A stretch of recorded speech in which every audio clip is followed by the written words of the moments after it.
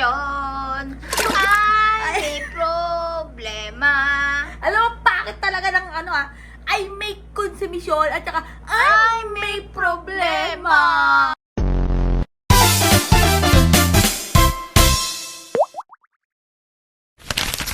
Usapan natin ito kasi, well anyway, si Senator Amy naman ang umami, di ba? Ito ay chika-chika lang, chika-chika. Chismis-chismis. So pakinggan natin kung may sense ba yung mga chinismis. Ang latest chika, ang Mga kaklira, mismo siya nagsabi ang latest chika, sabihin chismis. Kami siyang chinichismis ngayon. Yan lang, senador siya diba? Sanay na tayo yata kay Senator Amy na ganyan, na puro chika-chika lang diba? Meron siyang sarili niyang, alam mo, theory. Meron siyang sarili niyang theory, meron siyang sariling chika, meron siyang sariling chismis. So, pakinggan natin. Okay?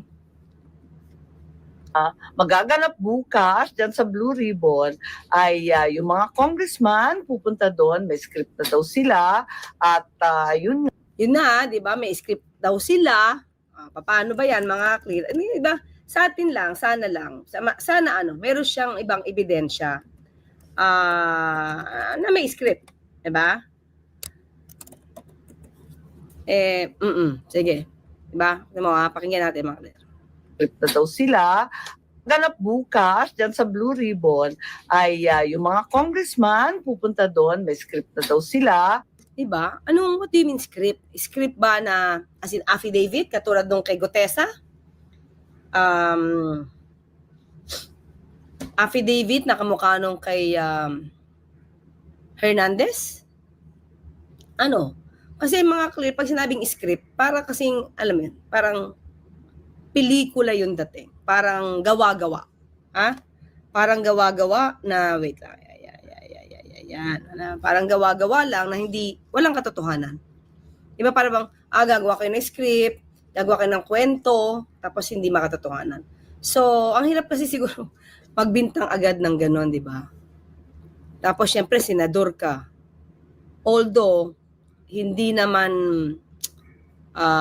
dapat paniwalaan porket may authority ka kung totoo o hindi. Ito ay, mga klira, Reynaldo Tono ay Tano, Reynaldo Tano from New York, USA. Oo nga, kakachismis po ni Senator Amy, sabi ni Maylin, ayaw natuloy invite si Saldico. Ay nauunahan ni Senator Amy. Di ba? So, ang sa atin lang mga kakli, di ba? May mga pagkakataon na pag ganito lalo na pagka-hearing, siguro dapat wag na anin sa biro. Kung may ebidensya, show it, di ba? Magpangalan ka ng pangalan, di ba? Yun lang. Kasi parang pinapalabas mo, may script, parang hindi totoo, scripted. Kasi di ba, pag scripted yan, hindi yan totoo gawa-gawa lang yung kwento. Di ba? At yun nga, daw sila, Blue Ribbon, ay yung mga congressman pupunta doon, may script na daw sila. Di ba? So, sana ka nakakuha ka ng script. Kasi mga clear, yung ginawa nila, it can be an affidavit na ayos sa tunay na nasalaysay nila. Diba? Tunay sa kwento nila. So, hindi siya matatawag na yung negative connotation ng script. Ay di sabihin niya, meron silang affidavit. Diba? Anyways, yung paniniwala niya, ito ay moro-moro. Parang daw, wag natin gamitin yung moro-moro. Although, yan nga parang mga kwento noon alam natin kung ano yung moro-moro. Ibang klaseng kwentuhan yun na show, palabas. Okay? So, mga ka-clear, parang ginagawa ito na parang walang katotohanan yung magaganap na hearing. Yun yung gusto niyang palabasin. Diba? So, ang may katotohanan na lumalabas na hearing noon ay yung ginawa niya patungkol doon sa di umanong pagkidnap kay dating Pangulong Duterte. Yun ba? Hindi scripted yun? Yeah? At yun nga, liliwanagin na walang kinalaman si Martin Romualdez, si Bonjing. Di ba, mga ka-clear? Pagkatapos noon, a-appear rin si... Hindi tayo nag-aano dito, no? Kaya lang, sana, bago siya lumabas dito, kumpletuhin niya. Para maging credible, di ba, yung kwento niya. Ba, o may script na, ba, may script na daw, at ano yun, papawalang sala si Martin, di ba? Romualdez, si Bonjing, kinalaman si Martin Romualdez, si Bonjing. Pagkatapos noon, a-appear rin si Congressman Toby Chanco. Confirmed na siya. May karagdagang ibubunyag. At ang ating VIP, hindi na star witness kasi hindi na a-appear ang dating speaker, kundi ang darating daw si Saldico on Zoom. Yun ang latest na balita. Baka magbago pa. Tignan natin. Pero higit sa lahat, panoorin ninyo at alam naman nating lahat, tinuloko lang tayo. Di ba? Tinatanggalan mo ng kredibilidad yung sarili mong institusyon. Mga kakriya, siya mismo. So, ang pagpapahiring, ito, ang dating. Nung nagpahiring ka, laban sa ginawa, di ba? Rather, ayoko sabihin laban. Patungkol sa pagpapa-surrender kay dating Pangulong Duterte doon sa ICC. So, yun. Hindi yun kalokohan. Di ba?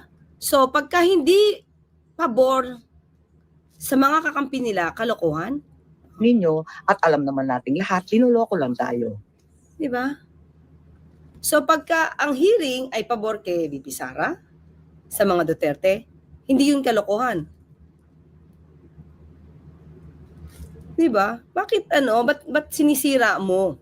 Itong chismis niya, chika to sabi niya, may chichika siya Itong chismis niya, ang chismis niya, naninira ng sarili nilang institusyon. Sino ba naman na hindi maiinis sa kanya? Lalo na kung ang chair, kung sino man ang magiging chair ng Blue Ribbon Committee, kung sino man magiging mga senators na pupunta sa hearing na to, diba? Kasi sinisira na Senator Amy.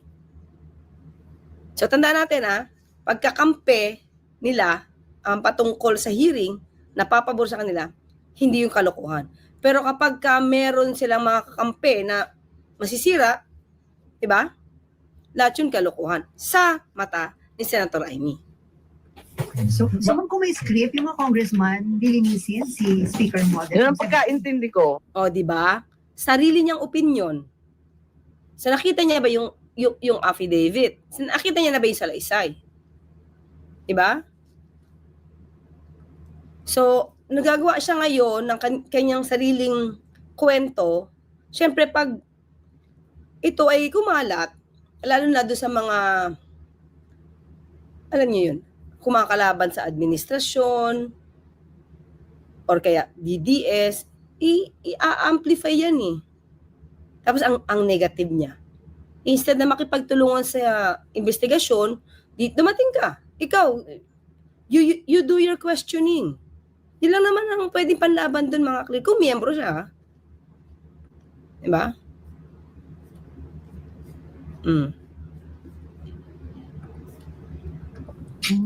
Pero hindi ko inaaway mga congressman, napag-utusan lang yung iba dyan. So O, diba? So, name names, diba? Mas maganda kung mag-name name siya. kung mag-a-appear via Zoom, hindi ba crucial yung presence ng minority para maano nyo? Yun na nga ang problema ko. Yun, di ba? Mas maganda na umattend kayo yung minority. Magandang tanong, di ba? Kasi kung yun na iniisip yun na script siya, edi attend kayo. Di ba? Attend kayo para ma-question nyo. That's the best thing to do Di ba? Hindi, para hindi siya, hindi nyo sabihin scripted. Di ba? Para hindi nyo sabihin scripted yan.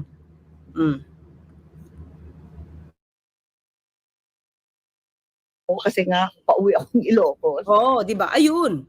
Pauwi siya ng Ilocos. So, I think, it's your problem. Kasi kung meron kang ganyan na pagkikriticize, obligasyon mo na, mapatunayan niyang sinasabi mo sa pamamagitan ng pagtatanong dun. Uuwi daw siya ng Ilocos. So mananatili sa utak niya, 'di ba? Mananatili sa utak niya yung iniisip niya na scripted to. Kasi wala ka namang gagawing paraan para maipakita mo na totoo rin yung sinasabi mo na scripted to. So pag hindi mo to tinanong, 'di ba? Hindi mo ginawa yung obligasyon mo tomorrow as senator. At naging halimbawa lang mga clear, hindi ko alam kung ano sabihin ng mga iba diyan eh. At hindi umayon yung mga sagot na yan sa kagustuhan mo. Isipin mo pa rin yan scripted. Pero you waive your right eh. 'Di ba? Yung opportunity mo to justify yung sinasabi mo, to substantiate yung accusation mo. Wala, hindi mo siya ginampanan. Mas wala kayong hearing? Pipilitin ko, kaya lang hahabol ako sa Ilocos eh. Baka sabihin na naman nag-absent ako. Nag-absent ako nung last time kasi official business OB. Nasa Korea ako, pambira. So mag-attend ka na? Mag-attend ako kahit sa umpisa lang, pero baka hindi ko mabuo dahil nga nangako ako mag-blow out sa mahiwagang birthday na walang katapusan. So ano? 'Di ba? Magbo-blow out siya sa Ilocos. Ito yung kwento niya. Parang ang dating, mas importante mag-blow out sa Ilocos kung kailan may hearing. 'Di ba? Expectation niyo sa magiging testimony ni Saldi po, pagtatakpan din niya si Martin Romualdez. Pagtatakpan niyo sa magiging testimony Sa mahiwagang birthday na walang katapusan. So anong expectation niyo sa magiging testimony ni Station. Saldi po? Pagtatakpan din niya si Martin Romualdez mo? Hindi ko alam. Oh, wala naman siyang alam eh. So paano sasabihin niya may script? Hindi naman niya alam. Hindi ko pa alam kung anong latest, kung matutuloy nga si Saldi. Ay naku. Kala ko pa naman alam niya lahat. Kasi yun ang balita niya. Chismis lang pala, wala talaga. Ma'am, ano sinasabi niyo yung script? Susunod doon si Senator Ping, yung Blue Ribbon. Magagalit na naman sa akin yun. Oh, tinatanong siya na maayos, di ba? Ikaw nag-start ng script. Ikaw nag-start magsalita ng script. Ayaw mo namang ayaw mong depensahan yung sinabi mo. Ano yun? May kakilala akong ganito, mga clear, ganito rin eh. Di ba? Gagawa ng kwento. Tapos hindi siya magpapangalan. Ibibitinin ba yung kwento? Para ikaw na mag-isip na nakikinig sa kanya, tatapusin ko lang kung may sinabi siya. So ano? Di ba? Okay? So may ganito akong kilala. Meron din kayong ganitong kilala. Gagawa siya ng kwento na parang lahat mali, lahat kurap, siya hindi. Tapos pag tinanong ng detalye, paano yung ganyan? Saka na lang. Siya na lang tanungin nyo. Yung pinagbibintangan niya. Well, anyway, di ba? May mga ganun eh. Saka na lang natin pag-usapan yan. Ayoko mag-reveal. Paano yun? Tulad yan, script. Yan ba yung susundan ni Senator Lacson? Naku, baka magalit sa akin si Senator Lacson. Hindi pa man niya nasasabi ko ano yung script. Ano yung laman ng script? Tignan natin, madang muli mga clear kung meron siya sasabihin tungkol sa script ha. Oo nga. So kung scripted yun, aware si Senator Ping, papayag yung Senator Ping, scripted, sasabihin ng mga congressman. Yan ha, magandang tanong. Tanungin niyo siya. See? Mga clear, meron akong ganyan kakilala. Meron tayong natuklasan ganyan. Patrice Espina. Meron ganito, di ba? Pag nako-corner siya sa tanong, paano niyo pong nasabi na yan ang sinabi niya? Di ba? Tanungin niyo siya. Samantalang, di ba? Nandito ba si Banat Boy? Di ba Banat Boy? Test para, Di ba? So, may ganun. May kakilala akong ganun. May kakilala tayo ng ganyan. Nagbigay siya ng mga kanyang mga accusations, pagbibintang. Tapos nantanong siya at hinamon siya na paano niyo nalaman yan? Sino nagsabi sa inyo yan? Tanungin niyo siya. Ayun, ganun din, mga clear. Di ba? Tinatanong siya, ano yung script? Ano yung script na sinasabi mo? Senator Ping, papayag yung Senator Ping. Papayag ba? Magagalit na naman sa akin yun. Iwas. So oo nga. So kung scripted yun, aware si Senator Ping, papayag yung Senator Ping, scripted, sasabihin ng mga congressman. Tanungin niyo siya. Di ba? Why?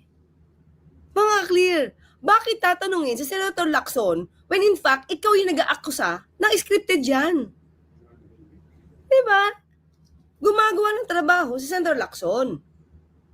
Diba? Gumagawa siya ng trabaho niya at alam naman natin yung kredibilidad ni Senator Lacson. Tapos, sisirain mo yung gagawing hearing kasi pinapalabas mo may script na parang kwentong walang katotohanan at puro panloloko. Ngayon ang tanong, yung script na sinasabi nyo, papayag ba si Senator Lacson? Siya tanungin nyo, bakit siya? Ikaw nagbintang eh. Di ba dapat ikaw magtanong? Ay, dapat ikaw ang sumagot? Sabi ko nga, may kapuka ito mga kakliri. May kamukha ito. May ganyan ako na kailan lang. Alam niyo na kung sino siguro, di ba? O, tanungin niyo siya. O, di ba? So, ayan nga mga batang helmet. Ang binalangkas dyan ni Yusek Atty. Claire Castro, ito nga si Manang Aimee. Ano si Manang Aimee, hindi ko talaga mawari kung yung... Ay, may konsumisyon. Ay, may problema. Ano, hindi ko talaga maintindihan. Happy birthday to you. O, sige, okay na. Tama na. Happy birthday. Hindi. Birthday ng mangga. Ah, hindi ba gano'n? Hindi lang bagoong ito. Pero ito nga mga kabatang helmet, hindi ko alam kung masyado nang lumilevel up yung acting ni Manang Aimee. Kasi diba, ang dami... Level up. Kasi ang dami nga... Buti hindi naiwan ng boto. Kasi diba, ang dami nga nilang mga serye, yung mga Lenlen serye, kung ano-ano mga serye. Ito naman, ang binabato niya ngayon sa magiging hearing, Bitch Gopher. Ano nga daw, scripted. Baka masyado namang na-invite ni Manang Aimee yung mga serye-serye nila Parescoba. Diba, Bitch Gopher? Alam mo naman yan. Maraming time para dyan. Ayan nga, di ba? Malinaw na malinaw. Sinabi nga niya, chika. So, pag sinabing chika, mga kabata helmet, ibig sabihin, hindi ka sigurado kasi nga hearsay siya. Yung sabi-sabi lang, di ba? Oh, ang nilalabas nga niya dyan, ang pangmalakasan daw na pasabog bukas sa hearing, ang VIP daw ay si Saldico. Via Zoom. Ang nakakapagtaka, saan ba galing tong sources ni Manang Aimee? Ay. Diba? Ay. Baka naman mamaya sa mga script na naman nila sa mga kanilang Lenlen serye. Diba? Mga miniserye. O, diba? na naman. Pero ayan nga, no, barado na naman kay Yusek Atty. Claire Castro, Bitch Gopher. Alam mo, tinatanong siya dyan ng reporters. Parado, dapat pinaplas. Ha? Pina-flash? Di ba ma-flash? Kumakawit. By the way. Sabi nga pala ng mga reporters dyan, nagtatanong na ano daw bang masasabi ni Senator Lacson, alam na daw ba ni Senator Lacson na scripted to, tsaka ano yung script. Alam mo, sagot ni Manang Aimee. Ano? Keratin. Ang sagot ay, tanungin nyo na lang. Bakit tatanungin si Senator Lacson? Wala naman kilalaman si Senator Lacson sa mga in-squill niya, ng mga chika minute niya. Tapos ibabaling niya, ipapasa niya doon sa taong walang kamuang-muang, kundi nagtatrabaho lang, di ba? Ay, naku talaga. Sabi ni Yusek Atty. Claire, may kilala siyang ganyan. Meron din po akong kilalang ganyan. Ay, kilala nating lahat yun. Kilala natin yun. Wala naman ako sinabi. Tanungin nyo lang sila. Tanungin nyo na lang. Pag nakaano na. Di ba? Nakakaloka yan. Pero ayan nga mga kabatang helmet, nakakaloka, di ba? Ito lang bilang senador, bilang pinapasweldo ng taong bayan, di ba? Maging matino naman tayo, di ba? Kailangan ba yun? Ay, kailangan yun. Pag hindi ka matino, dapat out ka na. Kasi ito lang yan Dapat pala yun? Oo. Una sa lahat, kung sinasabi mong yung chika minute mo na yan, ay scripted yung gagawing hearing, para namang niyurakan mo, Bitch Gopher, ang Senado. Joke! Parang niyurakan mo ang Kongreso. Joke! Ay, may kilala din akong ganyan. Joke. Joke! Joke! Joke! Joke! No joke! No joke! Pero, eto lang ang pinagtataka ko. Yung hearing, di ba, Bitch Gopher, yung kidnap daw kuno kay Tatay Karton nila. Yun hindi daw scripted. Yun daw ay talaga daw kinidnap. Nakang tinapa yan. Ay, hindi pala. Naknang mangga na yan. Na may bagoong. Kinidnap. Sitting pretty doon sa aeroplano, nakataas pa ang paa, at may papudang pa. Yun pala ang kinidnap. Oo diba? nga Ibang klase din naman. Di ba may jalebe? Nung Di bago lang- man lumipad, oy? May Jollibee. Hindi lang may Jollibee. mukhang masarap nga yung pagkain sa aeroplano eh. Pero eto nga yan, mga kabatang helmet. Tama nga yung sinabi ni Yusik Atty. Claire. Pagpabor sa kanila, hindi scripted yun. Oo. Yun ang tama. Mm. Pero pag hindi pabor sa kanila, yung mga nangyayari, yung mga nagaganap, scripted yan. Oh, yun nga eh. Oh, ano? Ano? Oh, tanong mo kay Fiona. May Konsolasyon. konsolasyon. Ay, may problema. Happy birthday to you. Happy, happy, happy birthday. Birthday ng mangga to. Hindi na bulong to. Grabe mga panahilin, madaling araw. Madaling araw to. Pero nakakaloka na talaga kasi talagang nanonood naman ako araw-araw ng mga live ni Yusik Atty. Claire Castro. Bira nga lang akong mag-comment sa live kasi nga syempre, iba yung time zone ko, 'di ba? Iba yung ginagalawan kong trabaho, pero ayan nga, pero nanonood talaga ako. Pero Kakagising lang. si Bicho ko pagkakagising lang ako, wag yun ang tanong kung pinagagawa ko ngayon. Pero ayan nga, mga batang helmet, nakakaloka naman. Ang punto lang dito, Malulungka ka talaga. maluloko talaga kay, ay! Very good. Sabi siya, hindi, Ah, kidding aside, mga kabatang helmet, maging matino naman tayo. talaga?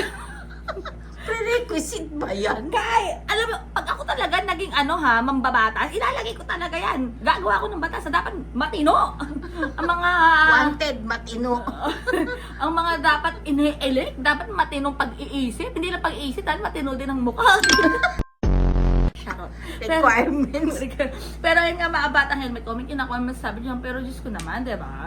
Huwag naman, bilang mambabatas, huwag naman tayong magpakalat ng mga chismis.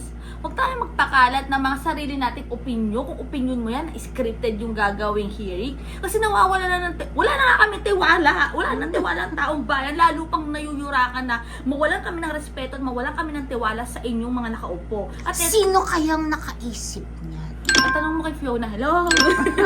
Fiona. Ano ba dapat natin Ay, sabihin? doon pala. Fiona! Ano? Ay, mainit ba yun? Pero eto nga, mga kabatang helmet.